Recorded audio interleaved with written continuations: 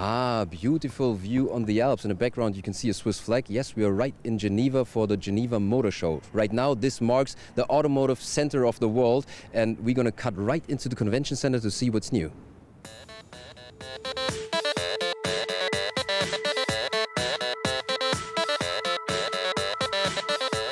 Let's first have a look what the German manufacturers brought to Switzerland.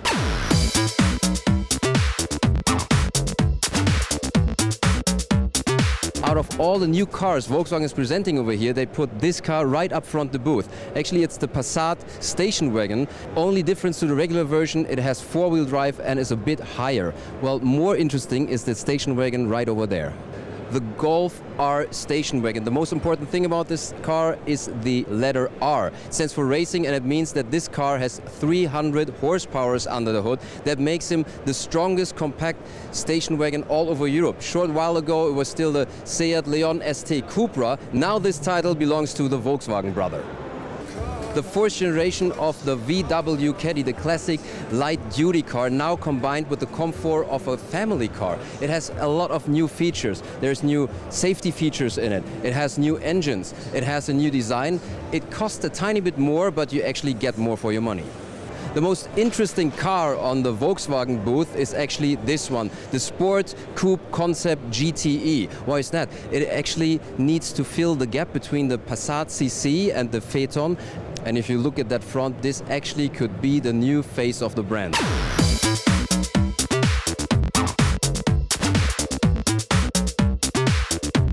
Seems like this is the biggest magnet here on the Audi booth. It's the Prologue. We've seen it last year on the LA Motor Show 2014 as a coupe. Now we see the shooting brake over here. Even though it gets most attention over here, the real attraction is over there.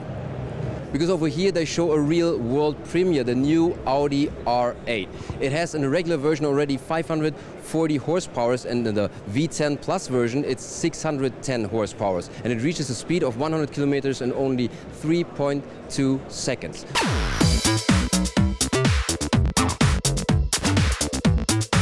Porsche presents two world premieres here in Geneva. One is the Porsche Cayman GT4, but the more interesting and more exciting one is the Porsche 911 GT3 RS. It has 500 horsepower and a torque of 460 Newton meters. And the power, it comes from a 4-liter 6-cylinder engine.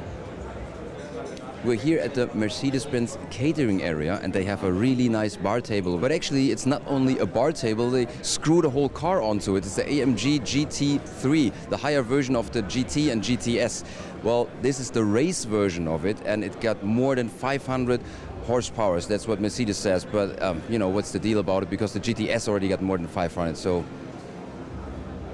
Here we see the Mercedes V-Class. Well, it's the Concept Vision E. Mercedes shows what's possible with their van. Inside you find a hybrid with a system power of 330 horsepower. And actually you can get this car to 100 kilometers per hour in only 6.1 seconds. What's even more exciting is what happened inside.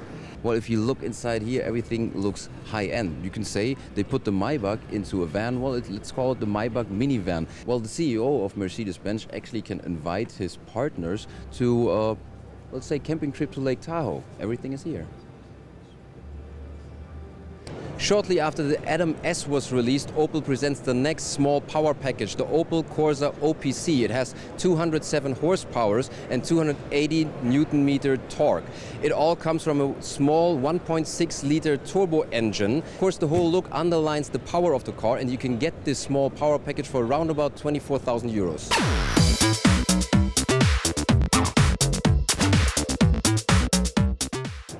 Next, we're going to have a look at the European manufacturers, and I would say, let's start with the French.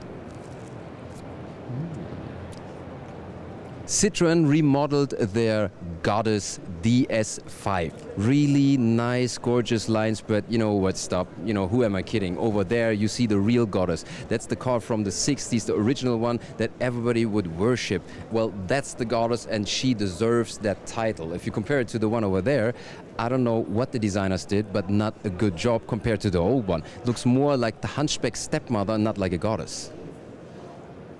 Fiat shows two interesting models over here.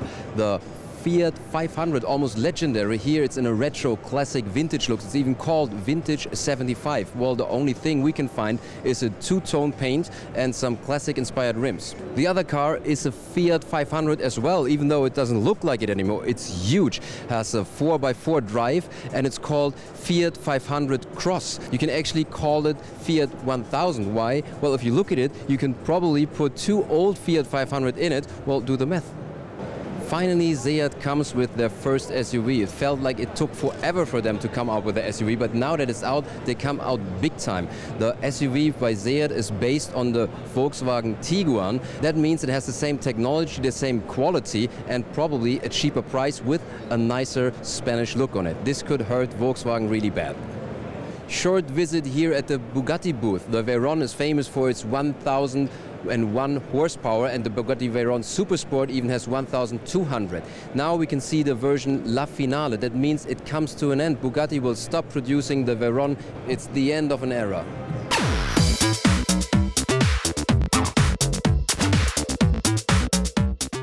We've seen a couple of new cars, and now we want to see which manufacturer is using Contis and why. Here we see the facelift of the Range Rover Evoque. Well, over there you see all the agents discussing, but not about the facelift because there's not that much done, but they're talking about which is the right tire. Is it the Cross Contact or is it the Cross Contact AT? AT stands for all-terrain. That means you can go, well, as the name says, anywhere. The Cross Contact is more the tire that fits and suits this lifestyle SUVs. More the road and more for show-off. Here we see a real world premiere, the Audi R8 as the e-tron version. It has more than 600 horsepower, more than 900 Newton-meter torque, and in less than 4 seconds you reach a speed of 100 kilometers per hour. Still, they say you can reach a distance of 450 kilometers. How is that possible? Well, one thing is they put the right tire on there. They put on the Conti E-Contact, a tire that was specially made for electric cars. That means it has less rolling friction, up to 30% less resistance. On some hand, it saves fuel. In this case, it gets you mileage. Here we see the top version of the Tesla Model S, the P58D.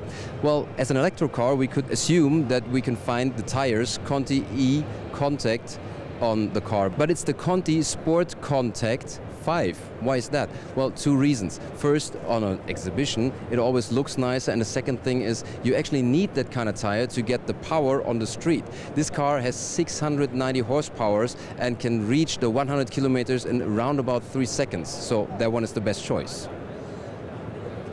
10 ans de succès, as the Romanian would say. And as we see, there's all the different Romanians standing here. Dacia, and where are they standing on? On Conti tires. It's the Conti Eco Contact, which makes a lot of sense. Then people who choose for a Dacia, they usually choose to be economic to save a little bit. And that makes sense with the Eco Contact because you save a lot of fuel using this tire, 15% more compared to a regular tire. Conti Sport Contact, Conti Sport Contact, all the cars here at Rolls-Royce standing on Continental tires. Well, actually I'd say not that special, but indeed it is, because usually on exhibits, on car shows, the tire manufacturers pay the auto manufacturers to get their tires on exhibits. Conti is not paying anyone to do this, and yet they have a pretty big percentage of cars standing on their tires. And also the fact that Rolls-Royce, a premium manufacturer, puts Contis on his cars speaks for itself.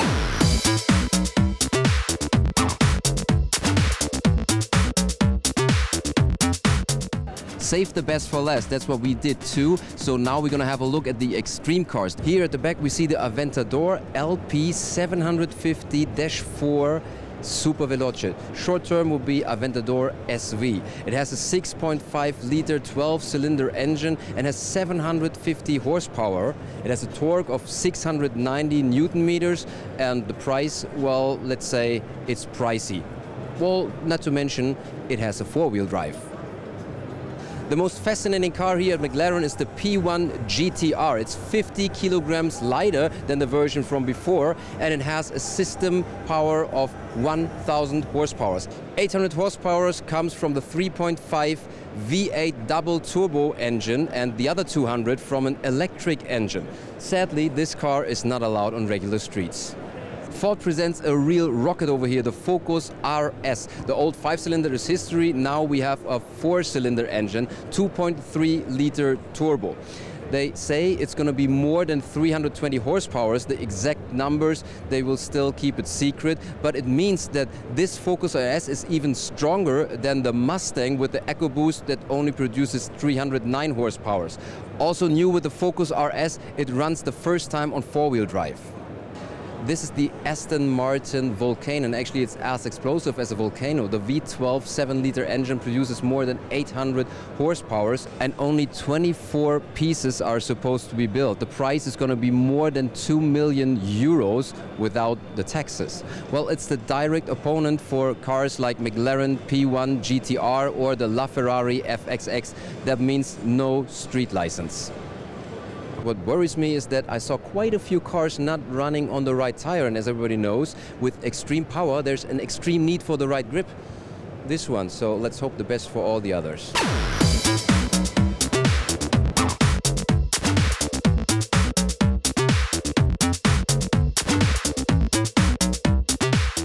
So much for the Geneva Motor Show 2015. I hope you enjoyed it. See you next time.